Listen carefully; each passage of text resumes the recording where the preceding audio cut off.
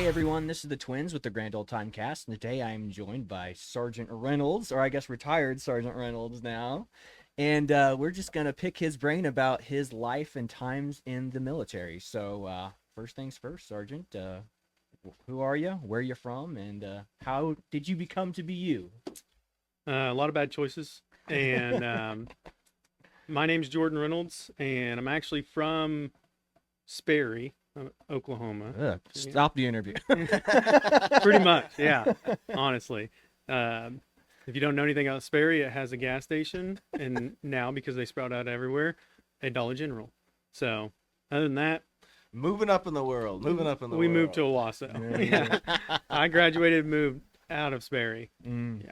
So yeah, Sperry's one of those towns where you just drive through and you're like, people live here? Like, Yeah. what's going on in this town? It's a wrong turn town. Yeah. If you end up in Sperry unintentionally, you should just turn back. It's honestly. creepy. A lot of solo bridges and overhang trees, and you're like, man. Most bridges in Oklahoma are made in the 60s, but I'm pretty sure those bridges were like made in like the 20s and 30s. Yeah. Oh honestly. yeah, for Like sure. one of them doesn't even have concrete; it's just steel crates. Yeah, Yeah, I know. steel I know crates. exactly the bridge you're talking about too. But it's the most sturdy bridge I've seen so far, honestly. Well, yeah. I mean, they don't make them like they used to. You know, it's like me and him. We just went back and we took.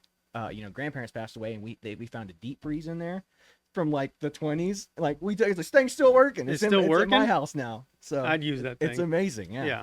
So anyway, you grew up in Sperry. What was your childhood like? Were you a rowdy, rough and rowdy kid? Did you have a good home life? Like what's I was a terrible child. terrible I was child? absolutely Oh, terrible. I can see Yeah. that just by looking at you. That's fair. You guys know me pretty well. So, no, I had. I mean, I had a little bit of a rough childhood, but everybody has a rough childhood. If you don't, we wouldn't be here doing a podcast. Not me. You guys had loving parents. Loving parents. What's that you know, like? Let me tell you, it's great. Words can't describe it. Yeah. Nah. Are you a psychiatrist? So did you go to high school in Sperry too? So originally, my parents. So I never knew my real dad. Just grew up with my mom. We grew up in the outskirts of Sperry to the point where I actually went to Owasso schools in elementary school. And then my mom met my stepdad when I believe I was 8 or 9, and we bought a house in Sperry and moved over to Sperry, and so I pretty much from 6th grade I went to Sperry schools. Okay. So I mean, pretty much my childhood is just as normal as it could possibly be. Was it like a culture shock going to Sperry, or was it just like? It's actually really nice because whenever you go to like Owasso schools and there's thousands of kids, Yeah. and you're just a number, Mhm. and then everybody, I honestly, everybody's kind of shitty in Owasso schools. So, Yeah. I mean, at that age anyways, Yeah. at that age where Snobby, everybody's, yeah. I mean, my son's 8 now, and I would hate to be with a bunch of 8-year-olds in Owasso, honestly. Yeah. Again, sometimes classroom size can make a world of difference. It does, for and darn that sure. was the big shock is going to Sperry, which, graduating classes get up to like 3,000, 3,500 in Owasso. We had a graduating class of 59. So like it was super, super small. So big culture shock there, but it was actually really nice because I mean, it was easier to know everybody, to have fun. They're a lot more laid back in a podunk school like Sperry than Sure. it was Owasso. So big sports guy. Yeah. Yeah. What sports did you do? I did football, basketball, track. I did basketball and football up until about freshman year, and then I quit football because I didn't like the head coach. And Yeah, that'll do it. he's still head coach, but but also I just like basketball. I mean, I was a lot better at football than I was basketball, but I liked basketball. Yeah. So, and I'd much rather hang out with my friends playing basketball Then than be the worst guy on the bench than yeah, be a and starter getting in yelled football. at by someone you really don't get Yeah. along with or see eye to eye with. I hear that. So graduate high school. What do you do after that? Do you join the army right away, or do you go off to college? What's the No, deal? I honestly didn't do anything for about 6 months. Just enjoyed the fact that I wasn't in school anymore. Okay. Everybody's always saying, you'll miss it whenever you get out, Mhm. and these are the good old days. I'm kind of the outlier in that situation. I hated school. I'm just that guy. I didn't like school. I wanted to grow up. I wanted to get a job. I wanted to have my own adult money and go do my own thing. So I enjoyed that for about 6 months, but then I decided to go to school. And originally I was going to go for physical therapy. And I went for about 3 semesters, and then I just quit. I just realized it wasn't for me. Where'd you go? TCC. TCC. Okay. Yeah, nothing crazy, just community college. And then when I realized it wasn't for me, I just started working full time, doing everything I could.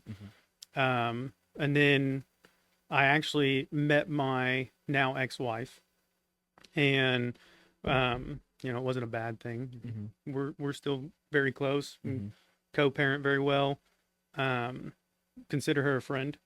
And whenever I got married to her, That's impressive. yeah, we co-parent probably better than I've ever seen, honestly. We put the kid first. It's not about what I want or what she wants. It's about what would be best for Jax. Absolutely. So Absolutely. That's what should be done. whenever we had Jax, I was looking into healthcare because from 18 to 22, whenever we found out I was pregnant with him, or she was pregnant with him, and we were gonna have a kid, I'd never cared about healthcare. Yeah. I'm just dude. Like all of us young Yeah. 20-year-old guys. Yeah, Doesn't didn't care. matter. So my number one thing was I was in car sales, and my boss was in the Oklahoma National Guard, and he always talked about it, and I thought it was cool that he didn't have to come in and work on the weekends because he had drill. And then it made me think, well, they get really good health care. So I called a buddy of his and ended up actually really intrigued by it, because healthcare, this was back in 2018, 2019 time. And still then, a family care plan for insurance was like $1,400 a month.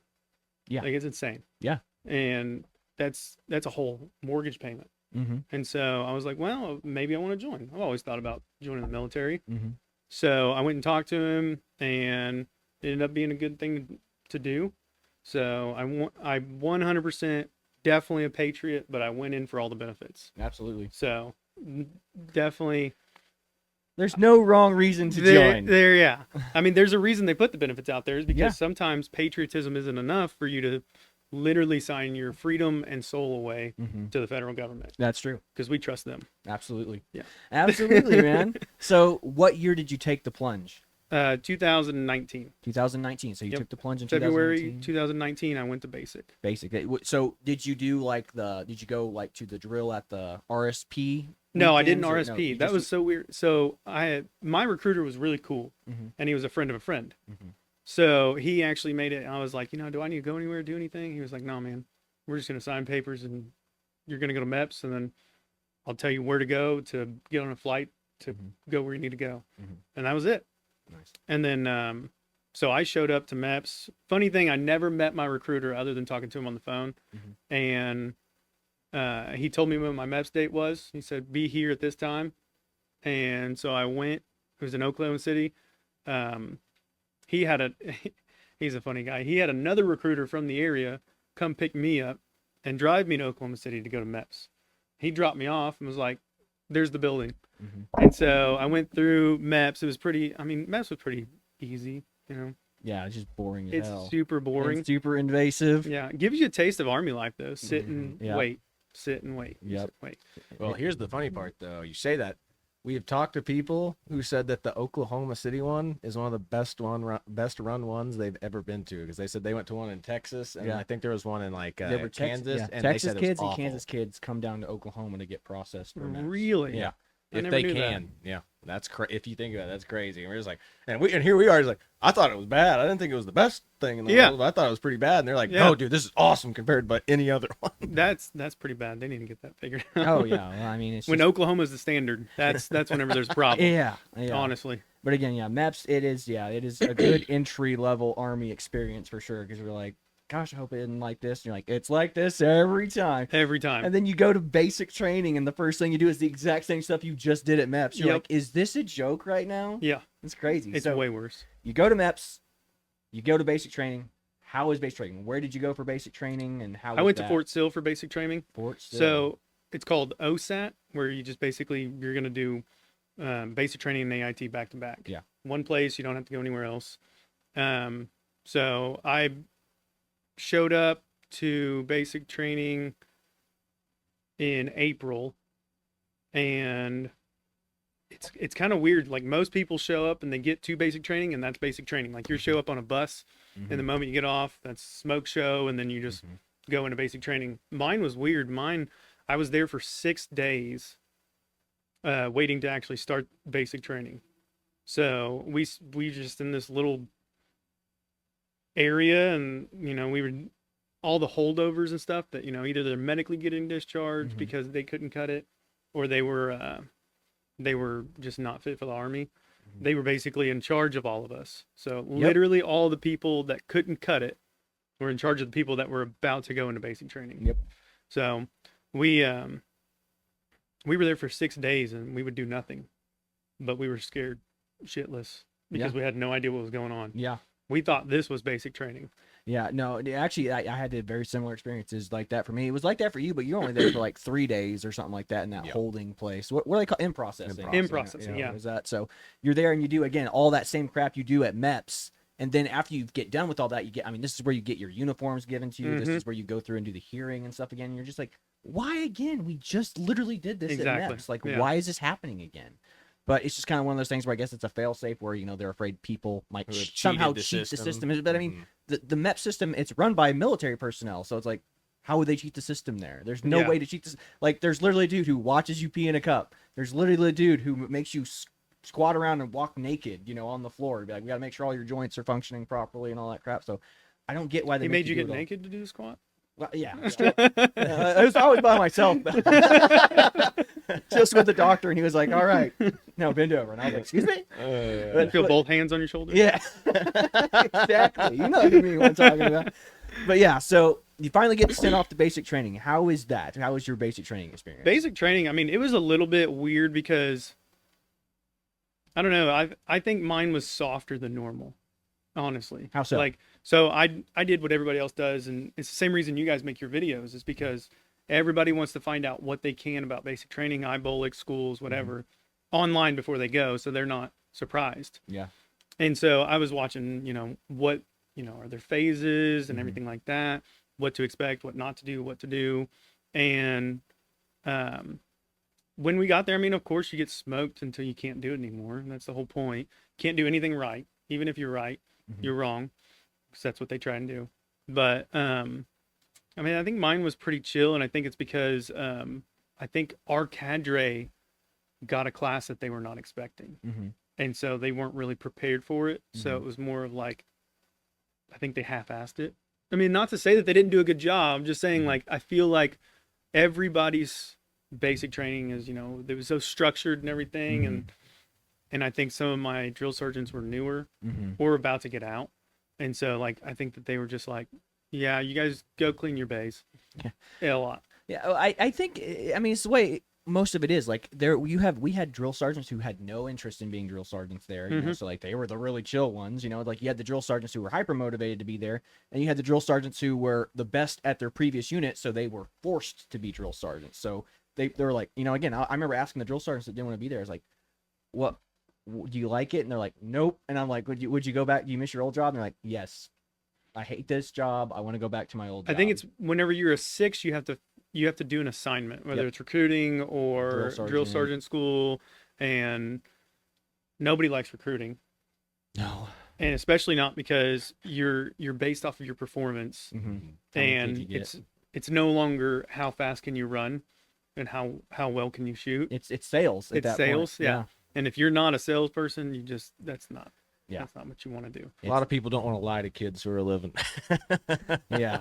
The great thing is, once you get to drill sergeant, they've already been lied to. You're telling them the straight truth. They just hate you for it. Yeah. That's honestly the truth. Absolutely. Yeah. Absolutely. So you had a good group of drill sergeants. It wasn't, again, basic training's never as difficult as people make it out to be. Like, I remember going and being like, okay, it's like there'd be a couple days you walk into the bay and they trash the bay and you're like, dang it, we just got out of the field and this is not what I wanted to do. But it's like what I told the kids, like, this is them, basically making us be like, we're reacting to indirect fire or something. It's like, we get back home, it's like, and then something bad happens, it's like, we have to deal with it now. It's like, and it's, can you deal with it in a positive way, or you're going to deal with it in a negative way and be like, this is just sucks, I can't believe they do this to us. It's like, sorry, I mean, what'd you expect? This is I Basic mean, that's training. part of basic is just knowing that it's gonna suck Yeah. and bitching about it, but just like, it is what it is. But I mean, it's like you never realize how much you're going to be standing around at attention for no reason, just Yeah. standing in formation all Yeah. day. Like that is the one thing. I remember him saying, like, you don't get it. You're going to be standing around all day. You roll your eyes. You're like, yeah, I get it. I'll be standing around a lot. And then you get there, it's like, I really underestimated how much we were going to be standing around at attention. Yeah, Like, honestly. Yeah, I told him it's Disneyland without the rides at the end of it, and I go, you think you're standing for a long time? It's like 10 times that. That's how long you're standing. It's insane. You really learn a lot about yourself and how much you despise the decisions you made to get there. Yeah. When the drill sergeant who's supposed to be taking charge gets a phone call Mhm. and you were left at a position of attention, and they go sit down at their desk to take Yeah. that phone call, you're just like, this is my life now. Or they have you standing at attention in the bay, towing the line, and then they go away and they're like, "Oh, I forgot. Let's Yeah. put him to bed." And You they're just know like, that walk- yeah. happened way more often than it should have. Oh yeah. Yeah. Oh yeah. You always have the one kid standing on guard, like looking around the corner, like, Mhm. "Are they coming?" It's like, 'cause So have did to you be guys like, ever "I'm have just that guy that fell asleep during fire guard? Oh, thank God, no. But one of our fire guard guys did. Except the drill sergeant that came in, it was the very last week we were there. Didn't realize that he was missing, but he was getting a count wrong because he couldn't find the guy that was sleeping because he was in the what do they call it, the beds for the kids that are the suicidal ones Oh, or yeah. whatever that's called. That's the one you're on fire guard for. But he was sleeping in that bed and the drill sergeant was counting everybody and he couldn't get the count right. He's like, "Where's your battle buddy? I can't get this count right." Yeah, Everybody toes the line and then the count's right. Yeah. No, I happened to me one time, but it wasn't because the kid fell asleep. It's because he didn't speak good English. He was from Puerto Rico, and he was like, the drill sergeant came in and was like, "What's the count?"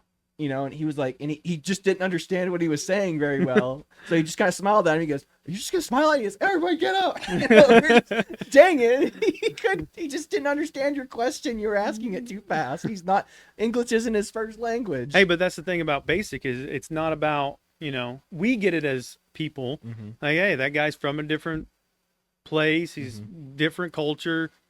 If they don't know anything, they're just going to sit there and smile until you articulate it better where they can understand it. Yep. Doesn't matter. Do it the Army way. Do it the Army way. That's right. That's darn right. It's not the right way. It's the Army way. Exactly. Yeah. So what about memorable stories for you? What's the most memorable thing, funniest thing, most worst thing that happened to you at racing training? What do you got? We had a guy in D whenever we went to the rifle range for the first time. And you could tell because coming from Oklahoma and you go to basic, there's people that, there's people you can just tell have never touched a weapon in their life. And this guy was that. And, they put 5 rounds in there to start grouping and everything like that. And then I don't know how he made it happen, but he shot off 3 rounds. We weren't even ready. The range wasn't even clear or anything. And we weren't supposed to have our mags in it, but he did. And he accidentally pulled the trigger. And, the ones they give at basic, they're not fully auto. There's no way to do fully auto. Yeah. And so he somehow got 3 rounds off. And I think it was just because it was he pulled the trigger and then went to go drop the gun, but kept it and then did it over and over again. Oh gosh. And that was hilarious. That was a smoke session. And we went the hottest time of the year. I think when we started we were doing the end of red phase, 3 weeks in or something like that. That's whenever we were going out to the ranges, and Fort Sill's known for people passing away. Not it's not like Fort Hood, but because of the heat, because you get everybody. We had people from New York, we had people from Hawaii. Yeah. Everybody in the United States that joins the military, they could go to Fort Sill. And so we had a guy from New York, and he was passing out constantly. He was just a heat cat issue the whole time. But yeah, that was, so he got smoked for Indian on the range in 98 degree heat in full uniform, everything. It was awful. Oh my God. Yeah. That's crazy. I met a bunch of kids that were coming from SIL going to their unit when I was going to basic training. They were, they were going home and I was going out, but I was inside the little rooms. Isn't that the best feeling? Oh yeah. Oh yeah. But anyway, these kids are sitting there and I think they were both Northerners and they're just like, yeah, F how hot Oklahoma is. F this place. Oh, I I just started heard that laughing. all the time. You're Mhm. from Oklahoma, right, Reynolds? Yeah, yeah. F this place, dude. Yeah. I will never come back. I will never be back to Oklahoma. I'm like, all right, that's fine. Yeah. You can't handle it. Sorry, it's Fort Sill. It's not a happy place anyway. Yeah. Go somewhere else. They'd all ask me, like, after morning PT, like, how is it 18 degrees now and later it's going to be 84? Like, hey, man, it's Oklahoma.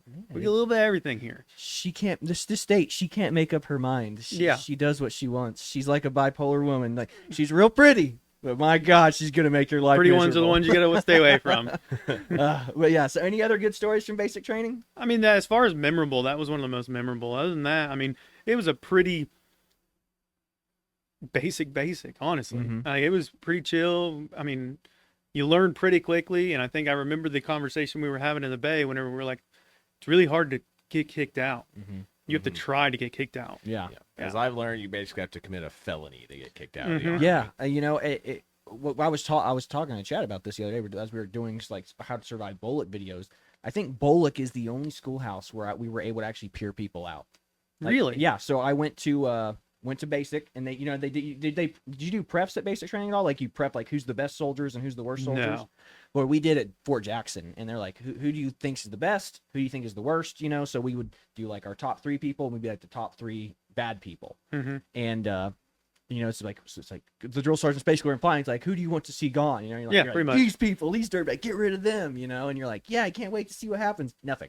You know, they never get kicked out. And then same in OCS too. It's like we had some issues in OCS. I mean, I remember when we finally got to phase 3, like, because we had peered this guy, one of the guys in our cast, always constantly the lowest, you know, would not serve with, would not want him in charge of my friend or family member in combat, you know. Said he was a good soldier, but we said we would not want to serve under him or have a family member serve under him. So, I mean, that's a big checkbox. I mean, I think we were just so small of a class. in How Oklahoma. many people? We had like 8 or 9. Yeah, I think we were 8 or 7. I thought, but I could Yeah. be wrong. I have to go back and recount. Very small 6 or class. 7, somewhere in there. Yeah, somewhere in there. Somewhere in there. But I remember like we were like peering, and then we went to phase 3, and like, but the cadre loved the guy for some reason. Like they just were super nice with them, and they were always like point to him like he's the example. You know, he was good at PT. I've learned, hey, that's all you got to do in the Army. Yeah. If you're good at PT and Yeah. you don't commit felonies, you're solid in the Yeah. military. You will rank up so quick. Absolutely. So I just remember sitting there, it's like going, and we got to phase 3, and then finally this one kid walked up to us and aggressively like grabbed me by, you're from Oklahoma, like grabs me by my collar, and I was like, am I in a fight with somebody right now? And then finally he goes, how did so and so get here?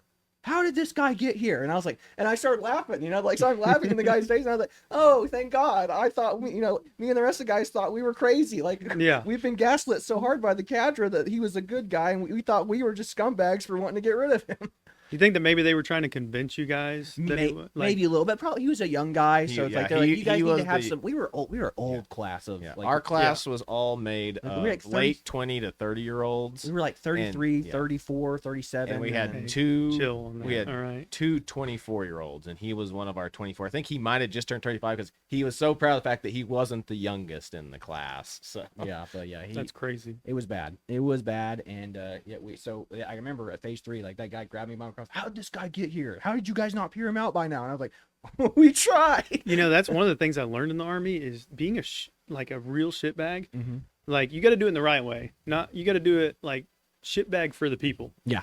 That is the best way to do the Army. Mhm. If you want to excel, honestly, be a shitbag for the people. Yeah. Like, be extremely overweight and never pass tape, Mm-hmm.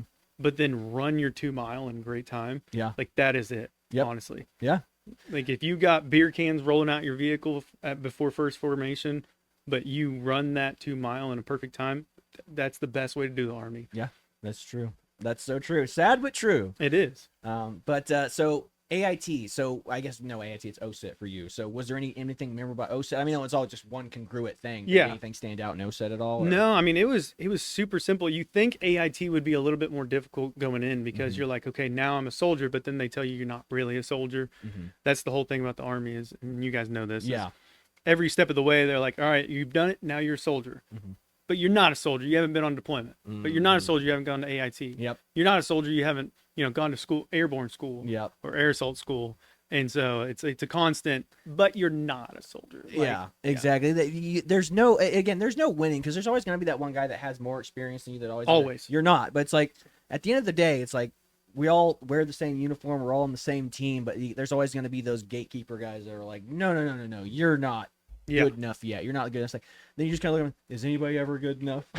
Because I may not be the guy you wanted, but I'm the guy that raised a hand and it said I'd be here. That warrant officer, they got the Medal of Honor. Yeah, he's good enough. Oh yeah, he's good enough. Absolutely, he's good enough, dude. Yeah, what a legend, dude.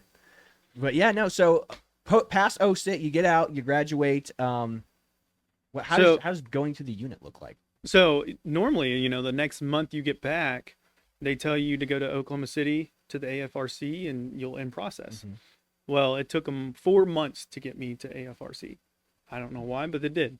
So I just chilled for 4 months, went back to civilian life, and then randomly, like 3 days before the weekend, they were like, "Hey, you need to be in Oklahoma City." And I was like, "Okay."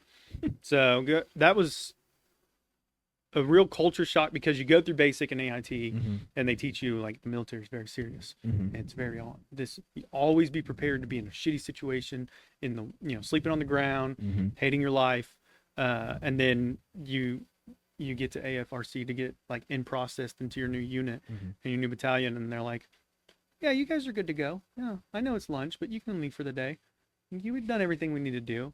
And you're like, "Oh, so this is what it's like to be in the upper class now." Yeah. No, I'm in the Army. I'm not a dirtbag anymore. Yeah. Which, speaking of, I have a really good story from basic. It just clicked in my head because I was talking about sleeping on the ground.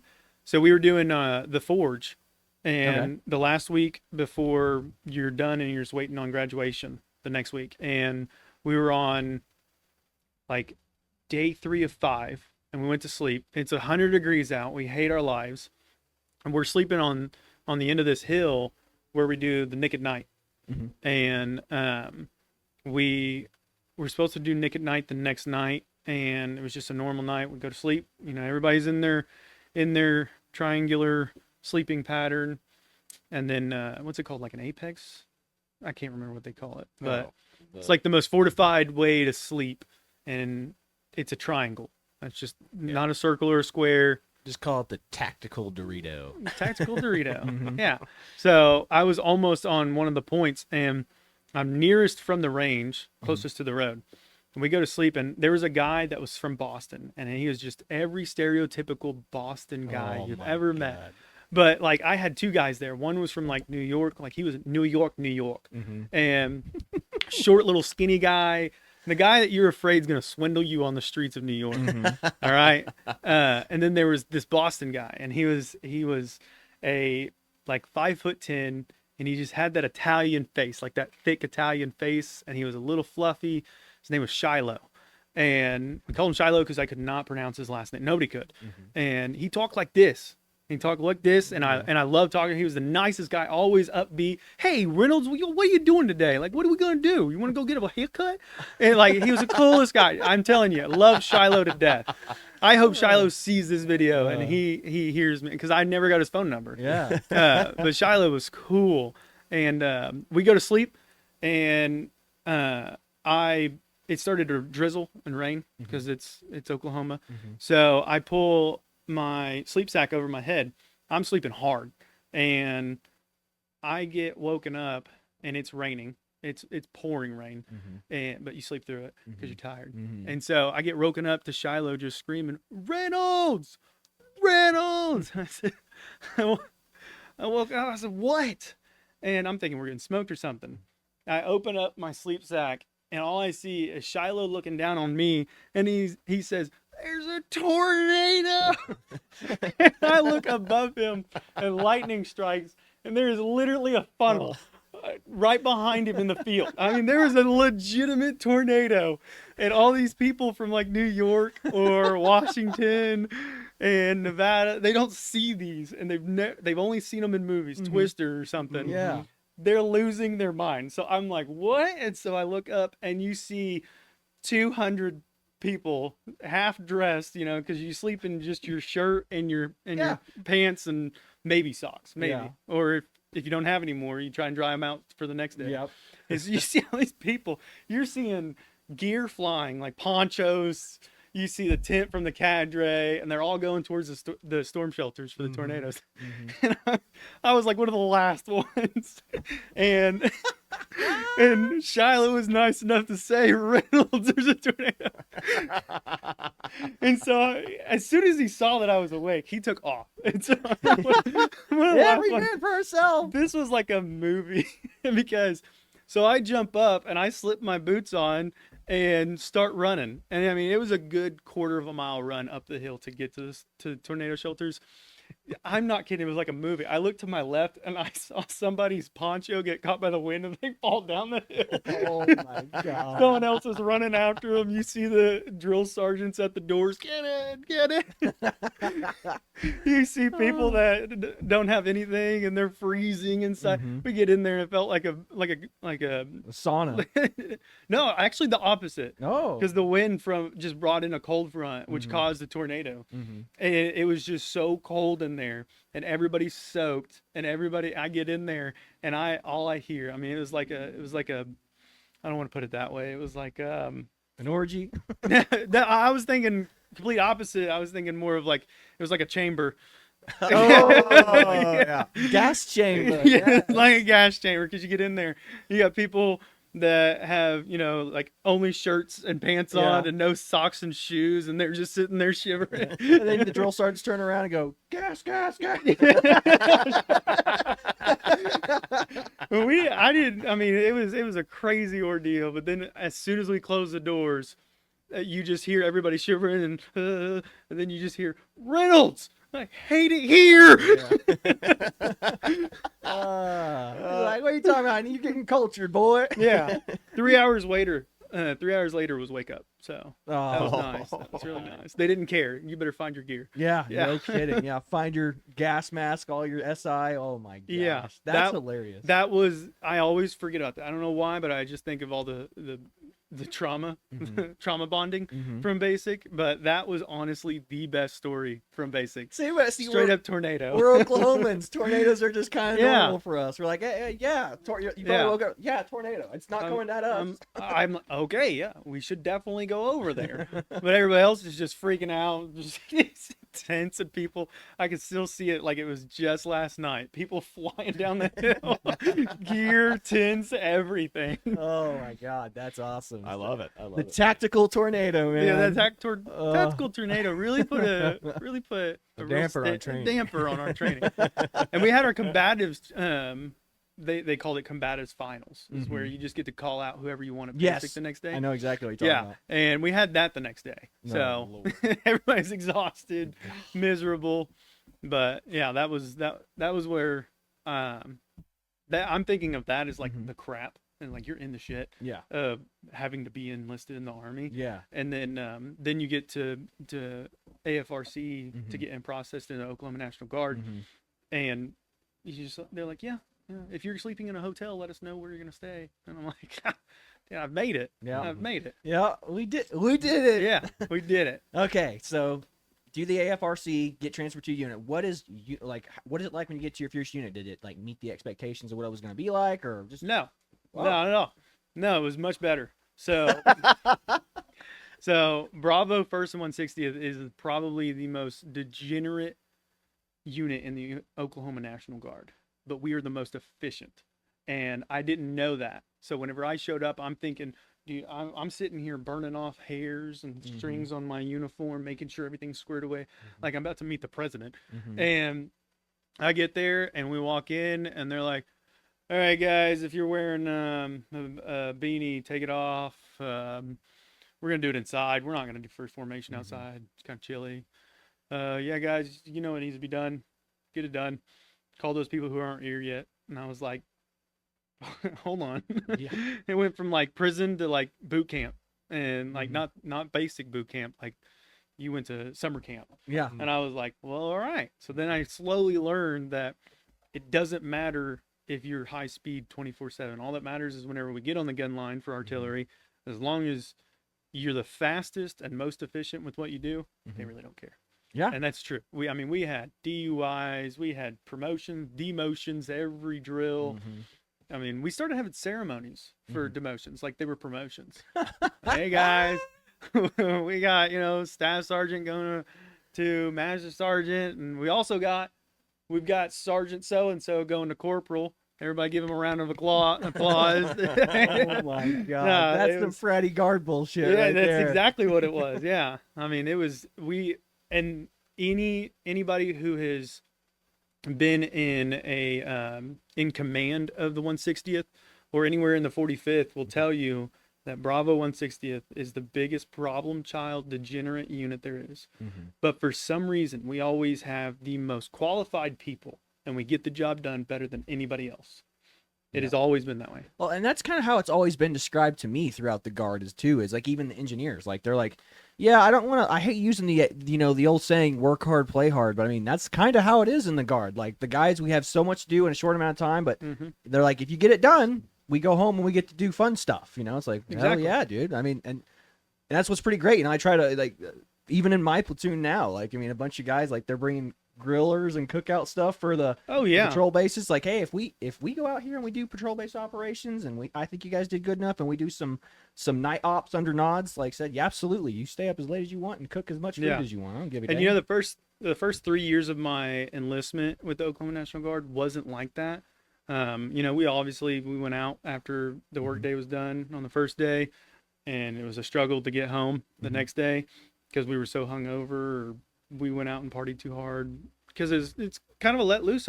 You've got home life, and you've got to be an adult, and you've got to take care of things, and there are things to do. But between Saturday, whenever you're released, to whenever you have first formation on Sunday, what are you going to do but hang out with the bros? Exactly. That's it. That's it. And but then I will tell you, the one person that changed my mind the most about work hard, play hard, you do it, that's all I care about. As long as you get the check mark and nobody dies in the process, you're good. And that was Captain Whitaker. Okay. Captain Whitaker.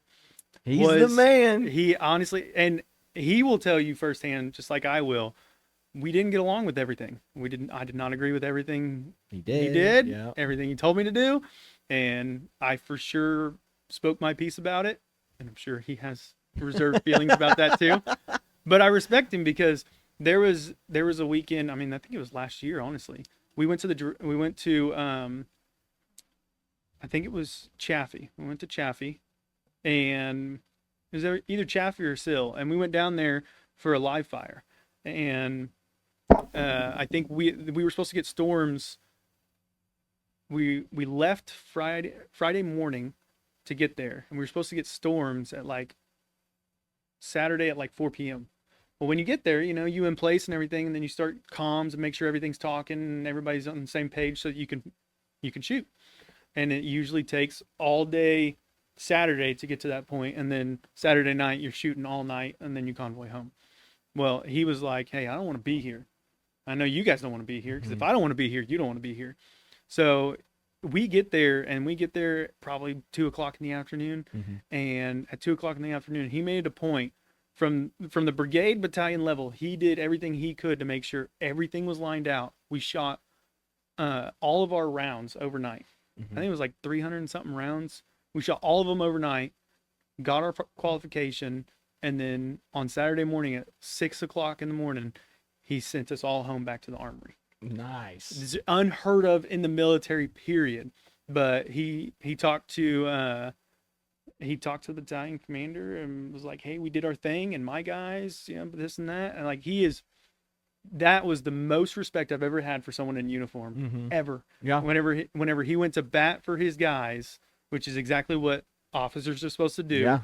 They're your subordinates, but they're also the ones who get the job done. Absolutely. And that is one thing that he always preached, was like, hey, I tell you where to go, but you guys go. Absolutely. I'm 100% in no unnecessary suffering for soldiers. And, it's like last drill, I tried to make a point of this. I had one of my sergeants POV, and, I asked him, I said, where do you live?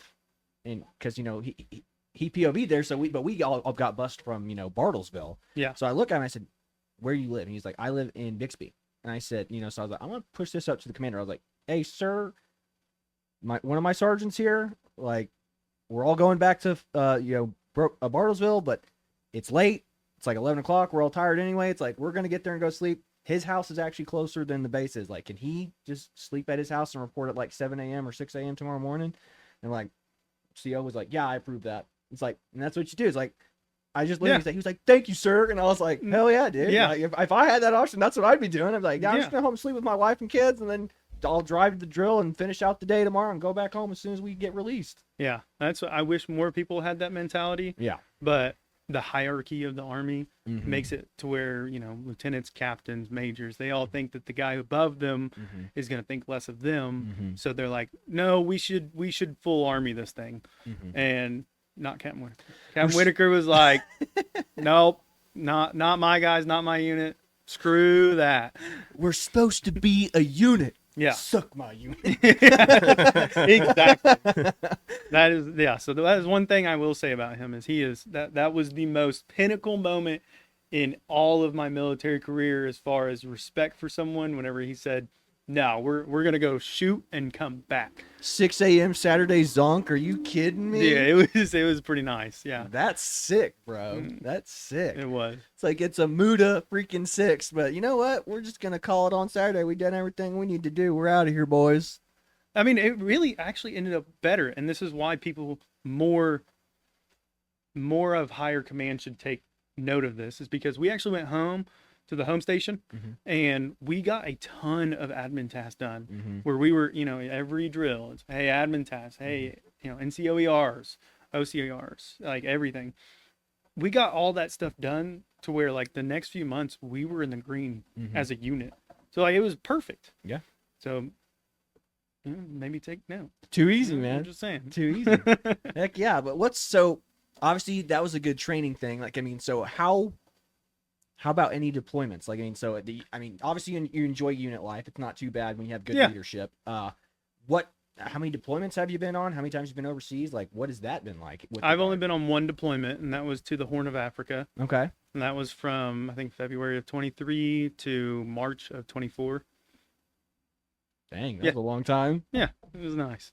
It wasn't nice. It doesn't sound like it. Well, tell us, what is that like? What is it like going overseas and being deployed? I mean, I assume it was a hostile combat environment, or was it just pretty chill? Technically, it's a hostile environment. So like you get hazard pay and you get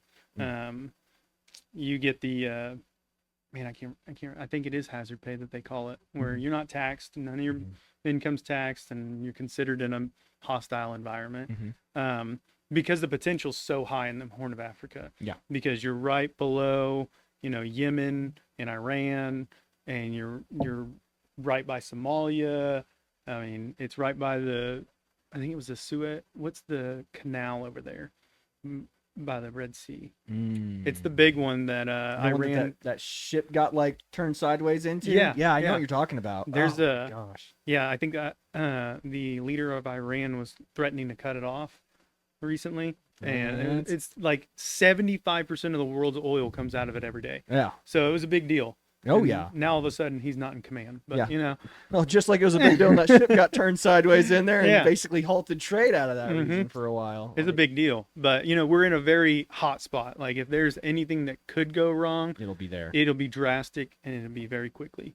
And so, but yeah, I mean, so you got Al-Shabaab.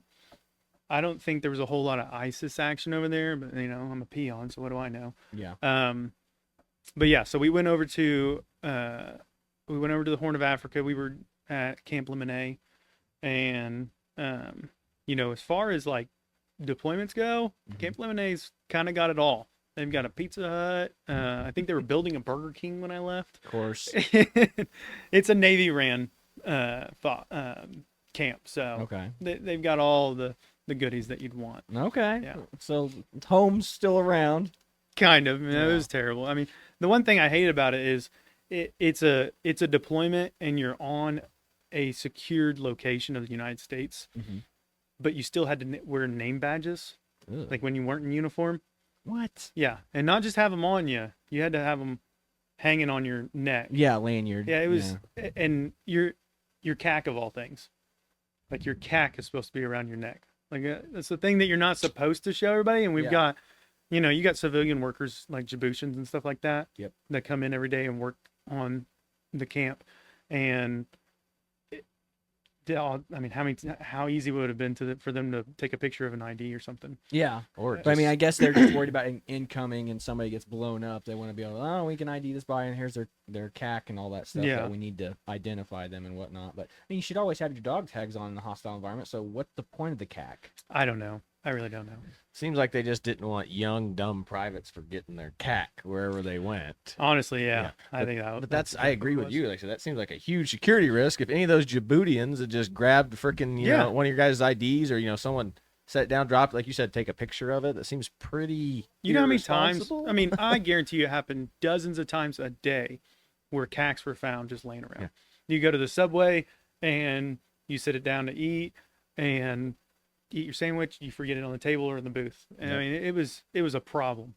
And then you still had to have it, still had to have your lanyard and CAC with you at all times. So when you were doing morning PT, you're running and This thing's swinging. you've got your keys to your clue in there and everything like that. Clues are what they called where we slept. So it was like a small city of shipping containers. I think it was like, I can't remember, something living units. Combined living units or something like that, but they're basically 20-foot containers that they would put 2 to 4 people in, and that's where you stayed. There was a bar like that in freaking Austin. Remember that? Yeah, We had yeah. that bachelor party. I was Yeah. just like, is this going to be the new thing that people are just starting to make homes out of now? Yeah, it's super cheap. Yeah. You can buy one of those for like $1,000. Yeah. That's going to be the new real estate show coming out. Like, buy this, big container box. Life in a shipping container. Yeah. Let's remove this wall here, give it some open space, get Yeah. a window over here, put an AC unit in. Oh, the AC was awful. I probably had the worst problem. And my first sergeant, he was a certified, legit badass, like a ranger. I guarantee you, he never said it, but I guarantee you that he has seen shit that I guarantee you 90% of the military now has not seen. Oh yeah. And I mean, he was just a certified badass. Dude was like 5'1", as small as can be, and maybe like 120 pounds soaking wet. But Golly. you definitely know he'd kill you. Oh yeah. Yeah. But I'm a tough guy, yeah, and I don't need to tell you I'm tough for you to know that's I'm exactly tough. what it was. Yeah. Yeah. And he, at some point, because my AC, because every one of them have, the garage ACs that you put up there. Yeah. Every single container had its own, but you've got like 500 containers stacked together in 150-degree heat. Yeah, they're just radiating. Direct sunlight. Like, it was awful. You could probably see Djibouti from thermal in space just because of that living situation, because of how much heat radiated from it. And I was on the second floor of 3, and my AC never worked. Oh, Never worked. dude. It's bad How do whenever you sleep. you get so tired you just You sleep. just sleep. Yeah, and so it got to a point where he was going up to the admin office that controlled all the rooms and everything, and he was screaming at him. And the man never raised his voice for nothing unless he had to. Yeah. And that was scary. I mean, Yeah. at the time, I was an E4, and I was just standing there right next to my first sergeant. He's right here, and he's just screaming at people, saying there's no reason he shouldn't have AC for the 3rd week in a row. Yeah, the AC, it was a godsend when it worked. Oh, I can imagine, man. Like, that's absolutely crazy. What about, did you guys run any missions or anything while you were out there? Like any patrols off base or any fire missions, anything like that? No, like we did a recovery mission for a down drone. I've heard this story before from multiple perspectives. This the single worst day of my entire life. That's what it sounded like. And basically what happened was I don't want to say a small drone. It's not like a handheld drone, but small compared to what drones are in the military. It had issues and went down, but they were able to control it to put it in the burn pit. So they don't use landfills. They don't bury it. They burn it. Yeah. Anything and everything's there. And so we were what's called the ERF, East African Response Force. So what happened is after Benghazi, What a retarded. Earth. Mobilize the earth. I mean, that's quite literally what happened. Is mobilize the earth. I mean, we were like the golden children of the entire post. Mhm. We were like we had a 2-star general, and we were like her special project, and we got all the good things. I mean, we weren't on a strict schedule. We kind of got to do extra stuff because our job was, so when Benghazi happened, they established continental response forces so that it would never happen again. So basically, we were in charge of going to any country in Africa, because not a lot of people know this, but in Africa, every country is like 48 hours away from complete annihilation from like a coup or something. Yep. And so, so our job was, when that happened, it was to get on a plane and be boots on ground within 8 hours, anywhere in the continent of Africa. And like, it was kind of cool, but you had to train for everything, because it might be a coup, it might be Al-Shabaab, it might just be a drug lord, mad, but we were there to secure assets for the United States government and State Department. Yep. So that was our job. So we got to do a lot of cool trainings because of it. But as far as missions, the burn pit was the only one that we got that was like, hey, mobilize the earth. This is Earth. We're on it. I just feel like the 2-star was sitting in her office and she heard about it, and she just pressed the button. She was like, "Give me the earth. Give me the." Oh my gosh, that's hilarious, dude. So how many people? I mean, I know a handful of guys that went on this specific mission. How many guys were with you? Like, how big was the unit? They needed a lot, because it just like everything else, it got more and more broad. The longer the mission went on. Yeah. And so it eventually was like, hey, we have a down drone. We just need to make sure people don't take it. And then it was, hey, we lost his black box in the drone. And then it was, hey, people are falling out in the burn pit. And then so it's 148-degree heat index. Yep. You're in full kit. Yep.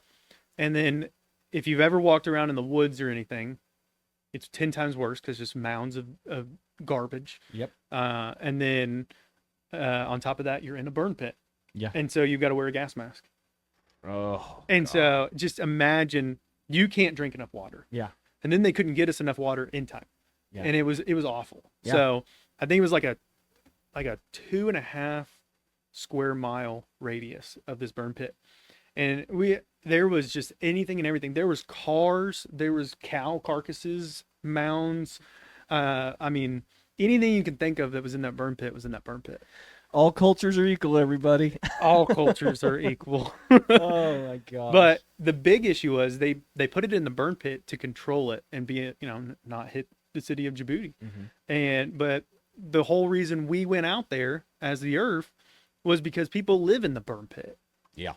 People make trash huts, like igloos, and they'll burrow into a mound of garbage like 15 feet high and make their own little teepee hut out of it. And then that's where they live every day. It's disgusting. Yeah. I mean, I get it. You're dealt the hands that you're dealt, but by all means, I feel like I could fit, even in that situation, I could pick a better place in the burn pit. Yeah. But yeah, it was hands down. And then on top of that, the flies. Yeah. You think you've seen flies or insects or anything like that. I couldn't, in my worst nightmare, like comprehend the amount of flies that we were going to run into. Every like 0.1 seconds, a fly's hitting you or landing on you. Yeah. Or trying to get in your glasses or in your ears, or it's just poking at you. Yeah. We went to bed that night. I say the next morning, because it took like over 12 hours for us to do it. And we went to bed, and every single one of us went to the FOB the next day, or our location, on the base. And I was like, "Did you guys get any sleep last night?" And they were like, "No." And I was like, I don't know what it was. Like, I closed my eyes and I kept just feeling the flies hitting my face constantly. It was like 20 flies were trying to touch my face all at once. And it's called phantom syndrome. And that was the craziest feeling in the world. Yeah. That's like you read about it in a psych book, and you're like, oh yeah, Phantom syndrome. That guy's probably got a weak mind already. Yeah. It was the craziest feeling in the world to go to sleep, and you're hallucinating that flies are touching your face. That was the hardest part. But yeah. Yeah. But then, what was the coolest part about it is that whenever after we got done sweeping, I mean, hands across America in a Yeah. burn pit, Yeah. Yeah. and looking for this black box, they finally find it, and then EOD comes in, and they're gonna blow the drone up. They can't recover it, but they also don't want anybody else to have it. They have what they need from it, so they're like, yeah, we're just gonna secure the perimeter again. So you sweep back through the whole entire burn pit and tell everybody to leave that all speak French, and so you have to have the Donjon Marie, which is their police there, to translate for you. So once you found people, because it was like mole people, they're not just sitting there Yeah. on a lawn chair. Once you found someone, you went and got the Donjon Marie. They would come and explain, you don't have to leave forever. You just need to leave while we make an explosion.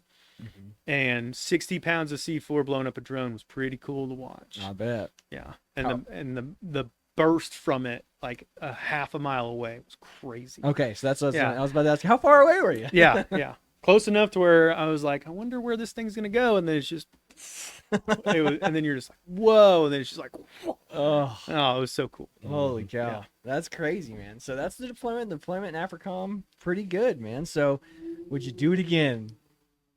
The army or The deployment? No. No. Yeah, not that specific one for sure. No, I would. I mean, I don't know, but I would rather go to another place and take fire than go back to Djibouti for another 10 months. Crap hole. Yeah, Crap it hole. is. I always joked and said that Oklahoma is the butthole of America, because we do have some really crappy things here, like tornadoes, dust storms, allergies, the climate. But truly, Djibouti, Africa, is the asshole of the entire globe. It is the depths of hell. It's like Dante forgot a step in his book, and it's Djibouti, Africa. Yeah. Djibouti is the 8th circle. Oh my gosh, Oh I my am telling you, it was awful. Oh, I hate it. I hated being there, and you don't know third world country until you're standing in Djibouti, and you're just like, whoa. yeah. All of my soldiers who went on the Africa deployment, that's about the sentiment they shared when they said they had to go secure that. One of my guys, I don't know if I want to drop his name, but he drew the Air Force commander of a painting. He made a painting, and it was a giant dick with the 45th Infantry logo on it, and he put the Air Force on the dick, and he gave it to him. He goes, "This is for you, sir, for having made us go out there and stay in that burn pit for as long as you did." And he did. He put it up in his room and hung it up there for a while until one of the female Air Force people saw it and was like, "I'm offended by this picture of this giant penis." And then he was forced to take it down. But yeah, no, that's what one of the soldiers That checks out, honestly. Like it. We had, so how I talk about Bravo 160th is how the Task Force Tomahawk was on the deployment to Horn of Africa. We were the most degenerate task force I'm pretty sure that they've ever seen, but not like, Trump sends home the fat army guard that shows up and they're like, you don't look good, you're degenerate. It was more like, dang it, dude, they're actually good at their job. Dang, these guys can't really be mad at them. They know how to party, but man. Yeah. We caused incredible amounts of stress to the higher command of Camp Lemonade. Yeah, I assure you. I can imagine. I remember watching some of the video footage that my guys were showing me. I was like, oh my God, you guys are animals. Yeah. Animals. All of you. It's like prison. I get why, in prison, you don't get rehabilitated, because at some point you're just like, this will never end anyways. Yeah. So why not get a couple more felonies? Yeah. So I get it because of Africa. Yeah. I mean, I've never been more depressed and hated my existence than whenever I was in Africa. Being away, I mean, the only time you get to see the only thing that keeps you up every day, which is your wife and your kids and your family and all the good things, is through a screen. Yeah. And that was the worst feeling in the world. And then the fact that it was in Africa made it 100 times worse. A year. It's like, I mean, again, I just recently went to IBOL again. you know, not seeing family for 4.5 months while I was there, man, that's tough. But like I said, being a full on year on a deployment, Yeah. just looking, I mean, again, I'm just talking through a screen for 4.5 months. That's an additional, Yeah. 6 months to add to that. And and just to do the Army thing, my deployment was very, very luxurious compared to, like Yeah. the guys who did long deployments in Fallujah Yeah. or Iraq or Yep. Afghanistan, all those, I'm sure they had it a billion times worse. Yeah. So I'm not saying I had the worst experience in the world, because in the Army, Yeah. you're not. It can always be worse. It can always be worse. It will get worse if it can. Oh, It will. Yeah. Yeah. That is true. Well, any other good stories in Africa, or just like life at the unit? Like, I mean, what you got? Life at the unit was like in Africa. Life at the unit was pretty chill. Mhm. I mean, we kind of got to a point where we realized, it was about 2 or 3 months in. We kind of got to a point where we realized that like our whole job and our whole purpose here is to be ready, and as long as we just make sure that we're ready, we really don't have anything else to do. Mm-hmm.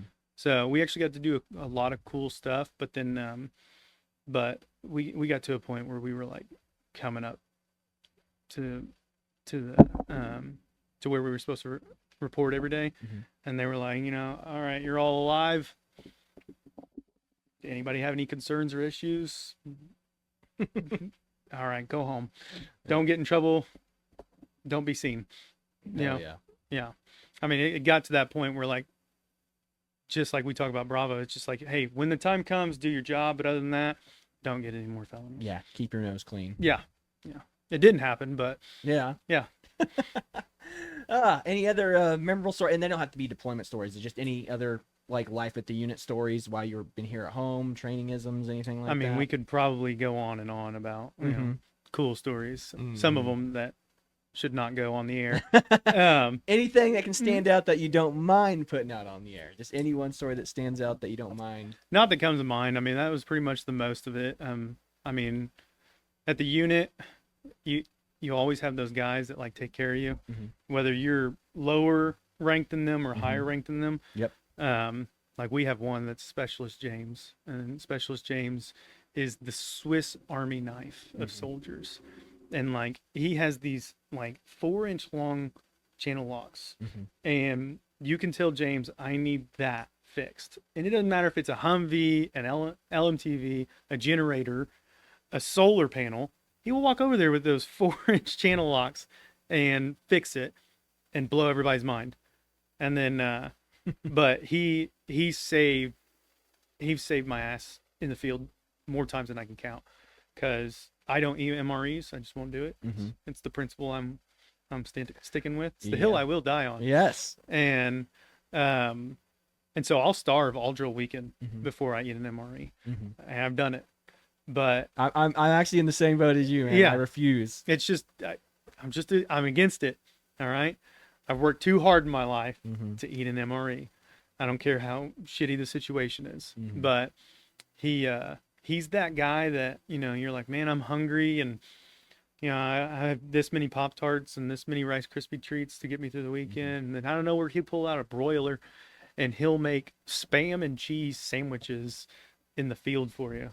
Like that guy, I mean, that guy was the best guy to have. And that just goes, I mean, the negative thing about it is those good guys never really get the kudos that they deserve. Absolutely. Like the promotions and stuff. And he's been in E4 for like, I think like 3 years. Yeah. There's an unspoken but sad truth about military life is, people are passed up for promotion or aren't given recognition because, sorry, we just need you where you are. Yeah. And that's the sad truth of it. It's like, do I need a sergeant? Yeah, or do I need a specialist who can basically do whatever I need him to do when I tell him to do it? And he's basically like you say, a Swiss Army knife that can do absolutely anything. Well, and the other problem is most of the time, especially in the Guard, once you promote, you'll change units, and that's the thing. Like a company doesn't want to lose somebody that they can depend on like that. Yeah, that's a big deal in the 160th right now. And Sergeant Major Rogers, who was my first sergeant in the Oklahoma National Guard, is now, he's a great guy. Just squared away, cares about people. He'll do anything he can within his power, or find somebody with the power to do it. Yeah. And can't say enough about that guy. He's awesome. but he's been on a really big kick the last like 6 months in the 160th. People need to stop giving up promotions because they would have to change units, and people need to stop not promoting their people just because they know they'll lose a useful person. Yeah. I mean, every single time we've seen him, and we've almost seen him at every single drill. Like, he's very present, and he's very much on that kick right now because you've got command not promoting people like James, and then you've got people that are saying, well, I live in Tulsa and I don't want to drive all the way down to Fort Sill for drill, so now I'm going to decline my E5. Yeah. And that's a huge issue in the Oklahoma National Guard right Yeah, now. it is. I mean, the drive is a huge deal for a lot of people. I mean, even me, like, I'd be pretty bummed out if I had to drive significantly farther than a couple hours, like an hour or two away from my home to get to drill. Yeah. So, but I mean, again, it's the nature of the job. It's like, hey guys, you don't go where you want, you go where you're needed. And, Yep. Exactly. And again, it's like we all kind of selfishly, we got to challenge ourselves and our people to do things that make us uncomfortable, and that includes making friends at new units and doing something. Again, the job is what we signed up to do. Friends are a byproduct of the job, not the point. So, hey, but the trauma bonds are the best bonds you'll ever have in your life. darn tootin'. Yep. Darn tootin'. But since you are kind of an Owasso resident, like I said, what do you do around here for a living? So that way, people, we can do this on the know as well. No, the that's neighbors true. of You're Owasso. right. So what do you do for a living? How long have you lived in Owasso now, and anything like that? Like, how long have you been a dad? All that other fun stuff. So I've been a dad for 8 years. We've actually got another one coming in Nice. April. Nice. Congratulations. Another boy, because I only produce boys. He doesn't miss. I don't miss. Yeah, my wife was very upset whenever she found out I don't miss in that situation. But yeah, 2 for 2. I'm batting 1,000, honestly. So I work at a Ford dealership in Claremore, and I'm a little bit of everything there. And it's one of those, they won't promote because they'll lose A good valuable salesperson. asset. Yeah. Which, I get it, But whenever you have the guy that's the IT guy, good salesman, good finance guy, technology expert, knows the fleet sales part of it. I mean, knows he's just the jack of all trades, does great wherever you need him to go. Yeah. Plugs and plays. I'm not going to take him off of the sales floor permanently. I'm not going to put him in finance permanently. I don't want him to go anywhere. I just want him to stay right where he's at. Yeah. But other than that, I mean, I enjoy my job. And if there was ever, this will be the last dealership I ever work at. So I've been doing it for like 11 years now. And that I won't work in another dealership again. So I love Kissy Ford. Absolutely. They're family owned and operated, and whether you like it or not, they're the most fair dealership you'll ever work for. And fair is in, if they owe you a penny, they're going to pay you a penny, whether you're a customer or an employee. But if you owe them a penny, customer or employee, they're going to get their penny. Yep. And that's fair. That is the most fair way you can run a business, period. But I enjoy it. I like it a lot, and it'll be the last dealership I ever work at. So I'll either retire there or I'll go do something else. Not in the dealership aspect. Yeah, but not in the car world. Yeah. Yeah. Absolutely. But so how long have you been a homeowner and resident of the Owasso area? So I've been a resident of Owasso since I moved out of my parents' house in Sperry. Okay. So ever since I'm about 20 years old, I've been a resident of Owasso. I love Owasso. Owasso is awesome. A lot of people don't know this. Owasso is like the new Tulsa. It really is. It's going to be like the next largest, most efficient city in the Oklahoma area, in my opinion. I think Bartlesville and not Bartlesville. I think Bixby and Broken Arrow will fight They you on can that fight one. me all they want, but the statistics don't lie. And our crime here and how nice everything is. I mean, you guys see it, like even the traffic, like we're doing this huge expansion right here. Like it's going down from 65 to 55 and traffic cones. And it's like, what, 2.5 miles long. I went through here with a breeze this morning to go to Tulsa. Like you don't see that anywhere else in Oklahoma, where they start a massive construction and expansion project, and it's just as efficient as if they weren't doing the project. I think a lot of it has to do with the Costco and stuff just up the road Mhm. and whatnot. So that's a big part of it too. Yeah. where people are wanting to put down their roots and wanting to build their businesses and whatnot. And also, Owasso Public Schools, they have their downfalls just like everything else. But I will say, they are at an academic level that, Bixby, Jinx, Broken Arrow, they can't match that. They can't match it athletically. Well, maybe Bixby. Bixby's got some serious athletes. Yeah, but they do. Consistently, I mean, Wasso's baseball team, that's, I don't know of another baseball team in the state of Oklahoma that does as well as Owasso baseball. Oh yeah. But they're teaching at a collegiate level in freshman year high school. Good. And so, to have my kids in this school, I love it. I don't want to go anywhere else. Yeah. I mean, sure, I can go live much further away from people, but then I'd be just much further away from my kids possibly having a better future. Yeah. So, Absolutely. But yeah, I think that's about all the questions we want to ask. I guess we'll end it with the last one. Like I said, if you had to give, it doesn't matter if it's life advice, dad advice, Military or advice. military advice. What would you have to say as your kind of sign off here for the people watching? I would honestly say I have a lot of negative things to say about the military, but if you are even kind of that kind of might be something cool for me. Yeah. Honestly, the Oklahoma National Guard gives you way more if you'll take it. If you'll go and do the thing you need to do to get it, will give you more than they will take from you. Yep. The Army will always take more than they give, but the Oklahoma National Guard will always give you more than what they take from you. And I have consistently, Sergeant Major Rogers says it the best. Every time I put in, they've given me back more. So, and if you go into the military in any aspect, active, Army, Air Force, keep your documentation of everything. Yep, absolutely. You get out what you put in and document everything. Everything. Injuries, stub toes, Yeah. stuffy nose, everything. Never. I think a OCS sergeant who's now a lieutenant now said never give the Army anything for free. No, never. Because they're going to take what they can. Oh, yeah. As long as they can. Absolutely. Yeah.